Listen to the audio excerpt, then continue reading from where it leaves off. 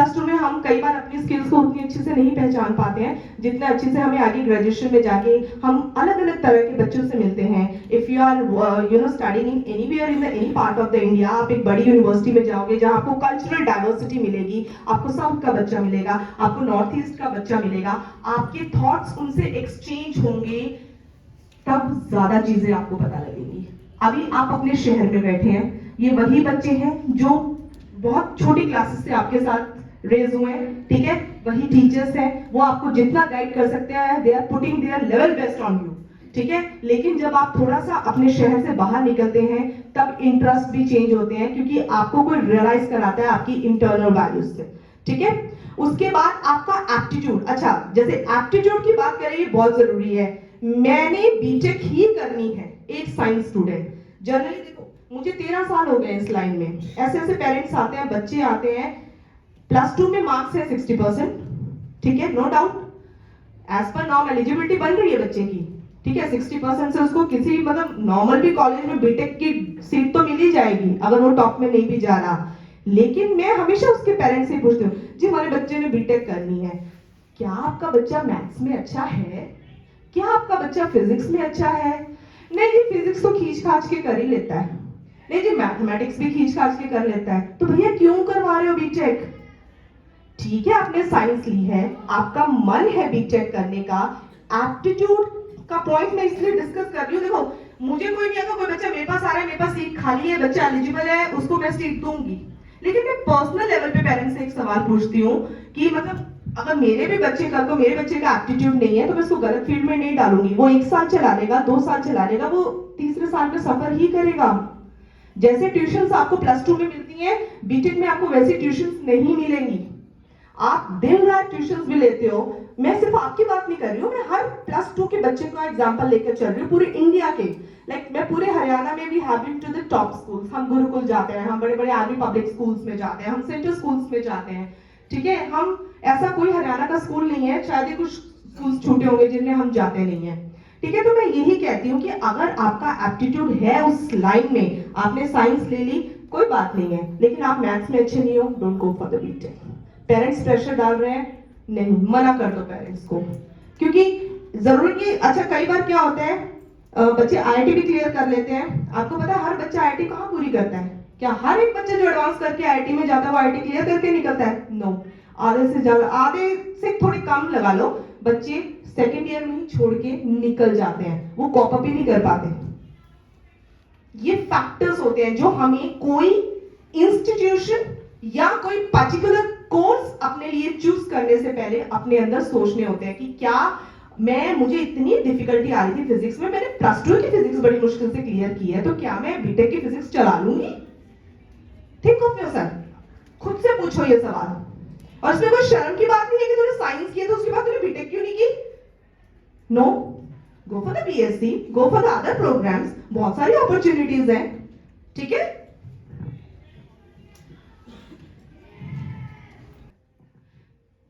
Psychometric test भी हम आपको करवाएंगे, मतलब will give you the link for psychometric test. आप अपने घर बैठे, अपने स्कूल लैब में बैठे कभी भी, अदरवाइज आप बड़ी बड़ी शहरों में चले जाओ ना, मेट्रो सिटीज में, आप दिल्ली में जाओ, आप फरीदाबाद जाओ, आप चेन्नई जाओ, बड़े इनफैक्ट यहाँ पे चंडीगढ़ में आप चले जाओ, ये ट्रेंड बन चुका है काउंसलर्स के पास काउंसलिंग करवाने का, साइकोलॉजिस्ट के पास, और एक psychometric, they are being paid for that. मतलब इतने हैवी प्राइसेस है साइकोमेट्रिक टेस्ट के, लेकिन हमारी यूनिवर्सिटी बच्चों को फ्री करवाती है। इससे आपका इनर आपको पता लगता है कि आप किस चीज के लिए बने हैं।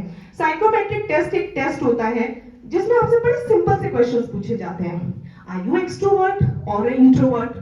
हाँ भाई मैं एक्सट्रोवर्ट हूँ या मैं इंट्रोवर्ट हूँ।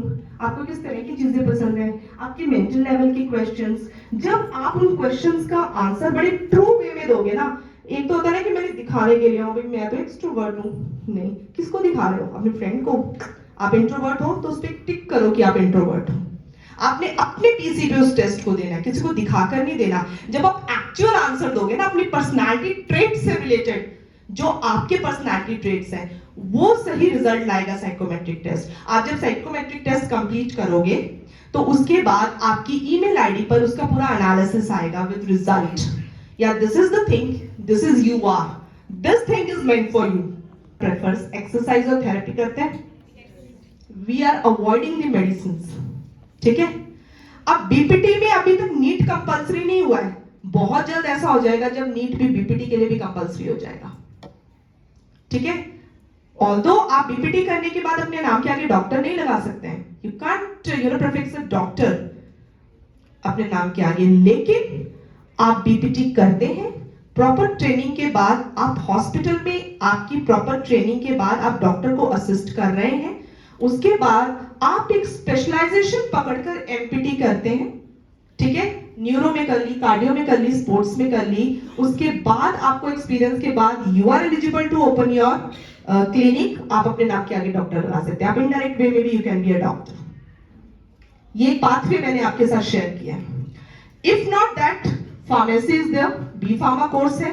बी फार्मेसी पूरे रिसेशन में, पूरे पैंडेमिक में भी ये ऐसी लाइन थी जो जिसमें डाउनफॉल नहीं आया, बाकी सभी सेक्टर्स में डाउनफॉल था, एक ये लाइन थी और एक एग्रीकल्चर लाइन थी जिसमें डाउनफॉल नहीं आया। Paramedical courses like MLT, medical lab technology है, और भी होते हैं, ओटीटी, ऑपरेशन थिएटर्स हैं, ठीक है, कार्डियोवैस्कुलर है, काफी अलग अलग चीजें हैं, ठीक है। उसके बाद नर्सिंग तो एक ऑप्शन है ही है, लेकिन इनके अलावा और क्या है? ये तो सारे मतलब बड़े कॉमन से नाम है ना जो हम सबकी जुबान पर रहते हैं। इसके अलावा क्या है? पिछले 2 सालों में मैं अलग अलग स्कूलों में गई हूँ, किस चीज का ट्रेंड आया है? Microbiology. You know microbiology, you understand? BSc microbiology. क्यों? जब आप बीएससी माइक्रोबायोलॉजी करते हैं, बीएससी माइक्रोबायोलॉजी करने के बाद when you go to the MSc microbiology और द एमएससी क्लिनिकल माइक्रोबायोलॉजी, आपको वहां पे एमबीबीएस का स्टूडेंट भी मिलता है। एमएससी माइक्रोबायोलॉजी एक ऐसा कोर्स है जिसे एमबीबीएस भी करता है, ठीक है, और जिसे नॉर्मल बीएससी वाला स्टूडेंट भी करता है। इसका बहुत ट्रेंड है पिछले कुछ सालों में, so that could be one of the option for the medical students. देखो अराउंड, देखो 6% सीटें हैं, एक minute sir, this is the fact. कितनी सीटें हैं? 60,000 सीटों के लिए 15 लाख से भी कई बार ज्यादा बच्चे बैठते हैं एमबीबीएस के लिए। 1% सीट नॉर्थ इंडिया में आती है, नॉर्थ इंडिया के हिस्से से 1% सीट आती है, तो उस 1% के लिए कितने स्टेट्स फाइट कर रहे हैं नॉर्थ इंडिया के? तो आप देखो कंपटीशन कितना टफ है। तो एक मेडिकल स्टूडेंट के पास हमेशा एक प्लान बी अपना रेडी रहना चाहिए। If not MBBS, what's next, ठीक है। These are the some conventional courses. ध्यान से सुनना, ये कोर्सेज सिर्फ साइंस स्टूडेंट्स या कॉमर्स के लिए नहीं है। देखो एक साइंस का बच्चा हर स्ट्रीम का टेस्ट दे सकता है, कॉमर्स वाले साइंस का नहीं दे सकते हैं, लेकिन कई प्रोग्राम्स ऐसे हैं आप सभी के लिए, आप उनके लिए एलिजिबल होते हो। हम मैनेजमेंट की बात करते हैं, मैं बीबीए की बात करती हूँ, साइंस स्टूडेंट्स भी बीबीए करते हैं। बीबीए ट्रेडिशनल वाली बीबीए नहीं, आज की डेट में स्पेशलाइजेशन का जमाना है। ये क्यों?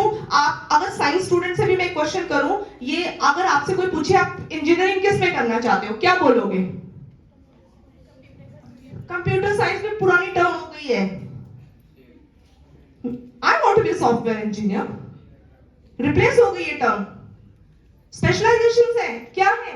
Artificial intelligence, ethical hacking, cyber security, data sciences, big data, ये सब है, ये सब है ना स्पेशलाइजेशन आज की डेट में। Okay, which is the number 1 company of the world? Apple? No. Google? No. Amazon? किसने बोला? Very good, Amazon is the world's number 1 company. क्यों? Amazon कैसे बन गई? 3-4 साल पहले तो कोई जानता ही नहीं था इतनी अच्छी तरह से, कैसे बन गई? इससे रिलेटेड प्रॉपर डिग्रीज होती हैं। न्यूट्रिशनिस्ट जैसे मेडिकल स्टूडेंट्स भी कर सकते हैं, बीएससी इसमें कर सकते हैं, इसमें फिर एमएससी के प्रोग्राम्स भी होते हैं। इवेंट मैनेजमेंट, इवेंट मैनेजमेंट की कंपनीज होती हैं आज की डेट में, अपने घरों में फंक्शन, मतलब हमारे शहरों में भी चलता है, लेकिन इसकी प्रॉपर ऑर्गेनाइजेशंस हैं जिनके टाई-अप्स होते हैं होटल्स के साथ, ठीक है। Tourism is one of the sector, चाहे आप इंडिया में करियर बनाना है, चाहे आपने इंटरनेशनल लेवल पे करियर बनाना है, टूरिज्म इज वेरी कॉमन। ये इस तरह की डिग्रीज होटल मैनेजमेंट के सेक्टर के अंदर आती हैं। अगर मैं होटल मैनेज, आप में से कितने बच्चों का इंटरेस्ट है होटल मैनेजमेंट में? होटल मैनेजमेंट में सिर्फ होटल मैनेजमेंट नहीं होती है, बेटे देखो सब लोग पढ़ रहे हो, बट 12th के बाद कुछ बच्चे ऐसे होते हैं कि मैं तो थक गया पढ़ के, अब मैं किताबें बार बार नहीं, है ना, इतना इंटरेस्ट होता ही नहीं स्टडीज में। then these are few unconventional programs that you can choose. बड़ा अच्छा स्कोप है, tourism, event management, right, planning and nutrition, ये मेडिकल वाले स्टूडेंट्स के लिए होता है, but these can be best options. Tourism, hotel management में मल्टीपल ऑप्शंस हैं. You can choose hotel management, not about chef and all कि भाई पीछे बैक वहां जाके किचन में रेस्टोरेंट में सिर्फ आपने खाना ही बनाना सीखना है. No, there are multiple stages available, multiple opportunities India as well as abroad. आप टूरिज्म में इनमें जो प्रोग्राम्स हैं, होटल मैनेजमेंट में आप एयरलाइंस, टूरिज्म, हॉस्पिटैलिटी, तो there are multiple specialisations are available in these programmes, right. देखिए, प्रोडक्ट डिजाइनिंग है, बायोसाइंसेस है, ट्रांसलेटर जिनकी इंग्लिश या फॉरेन लैंग्वेज में अगर वो अच्छी तरह उनका अपना वो डिग्री ले सकते हैं, या कंटेंट राइटर, ब्लॉगर और स्टैंड अप. आज की डेट में जो स्टैंड अप कॉमेडियंस हैं, सबको पता है, उसमें से आधे से ज्यादा इंजीनियर्स हैं. तो करियर इस चीज में भी है. आप कंटेंट अच्छा लिख सकते हैं, आप ब्लॉग अच्छा बना सकते हैं, इसमें भी आज की ये कोर्सेज कोई डिस्कस नहीं करता, लेकिन इनमें करियर है. ठीक है, you can B psychologist, you can B journalist, hospitality sector में आप जा सकते हैं. फैशन इंडस्ट्री में सिर्फ फैशन डिजाइनिंग नहीं होती, multimedia is there, graphic is there, animation is there, product designing is there, interior designing is there. Fashion के बहुत सारे सब सेक्टर्स होते हैं. ठीक है, photography that is related with the film production. Sir news भी आते हैं, ऐसे बहुत सारे बच्चे हमारे पास हर साल. हमारा तो काम यही है, काउंसलिंग. ठीक है, लेकिन अगर एक इनटेक में आपका वीजा रिजेक्ट हो गया है तो क्या आप वो एक साल वेस्ट करोगे? अगले साल की भी गारंटी नहीं है. तो in the mean time students क्या करते हैं, किसी एक डिग्री में एडमिशन ले लेते हैं. अगली बार वीजा आ गया तो डिग्री छोड़ के निकल लो, नहीं आया तो डिग्री तो कंटिन्यू हो ही रही है, टाइम तो बच गया. ठीक है, अब इसमें क्या होता है, जब आप टॉप यूनिवर्सिटीज के साथ जुड़ते हो तो आपको इंटरनेशनल लेवल की बाहर जाने की बहुत और सारी अपॉर्चुनिटीज मिलती हैं. देखो, जब आप एजेंट्स के थ्रू आइलेट्स करके बाहर जाते हो ना, वो आपको 2 कमरों वाले कॉलेज में भी बाहर भेज देते हैं. ये सबने सुना है. ठीक है, बाहर जाके कॉलेजेस बंद भी हो जाते हैं, ये भी केसेस है. लेकिन जब आप टॉप यूनिवर्सिटीज के साथ जाते हो, जैसे अगर मैं अपनी यूनिवर्सिटी की बात करूं, हमारे टाइप्स हैं वर्ल्ड की top 200 universities. You name any country, B it USA, B it Canada, Australia, England, बड़े से बड़ा देश, छोटे से छोटा देश हो, सिंगापुर हो, दुबई हो, कोई भी कंट्री हो, even France is there. Top 200 universities के साथ टाइप है, जिनके साथ हमारा करिकुलम मैच है, 80% सिलेबस. तो जब आप इंडिया से डिग्री करके जा रहे हो, अगर आप उसके बीच में जाते हो तो आपको वीजा में उतनी दिक्कत नहीं आती है, ना ही पढ़ाई में आती है. इसके 3 ऑप्शन है बाहर जाने के लिए. जो बच्चा अगर इंडिया से डिग्री स्टार्ट करने के बाद जा रहा है, तो आपने +2 के बाद आइलेट्स किया, आपको बैंड मिल गए, आप निकल गए. कुछ बच्चे ऐसे होते हैं जो क्या करते हैं, पहला ऑप्शन 2+2 क्रेडिट ट्रांसफर. मान लो बीटेक 4 साल की है, मैंने 2 साल एलपीयू में किए, लास्ट के 2 इयर्स में किसी इंटरनेशनल यूनिवर्सिटी, लाइक मुझे कनाडा की यूनिवर्सिटी चाहिए, मैं कनाडा की यूनिवर्सिटी में चली गई, मुझे वहां की डिग्री मिलेगी, मैं बाकी के 2 साल वहां पे कंप्लीट करूंगी और वहां के आगे के गवर्नमेंट प्रोसेस से अपना प्रोसीजर स्टार्ट करूंगी पीआर के लिए. This is the one option. What is the second option? कुछ बच्चे ऐसे भी होते हैं जो कहते हैं कि नहीं, हमें बाहर की डिग्री नहीं चाहिए, डिग्री हमें इंडिया की चाहिए, लेकिन हमें बाहर का एक्सपोजर चाहिए बीटेक में. 1 साल में 2 सेमेस्टर होते हैं, 4 साल के बीटेक है, 8 सेमेस्टर होते हैं बीटेक में. उसमें बच्चा कहता है कि मुझे 1 सेमेस्टर, उसे हम कहते हैं सेमेस्टर एक्सचेंज प्रोग्राम, कि आप कोई 1 सेमेस्टर बाहर हमारी यूनिवर्सिटी में लगा कर आ रहे हैं, उस 1 सेमेस्टर की आपको वहां से ट्रांसक्रिप्ट सर्टिफिकेशन मिलता है, वो यहाँ पर वैलिड होगा और इंडिया में वापस आने के बाद आप एलपी में अपनी डिग्री कंटिन्यू करेंगे और यहाँ की प्लेसमेंट में बैठेंगे.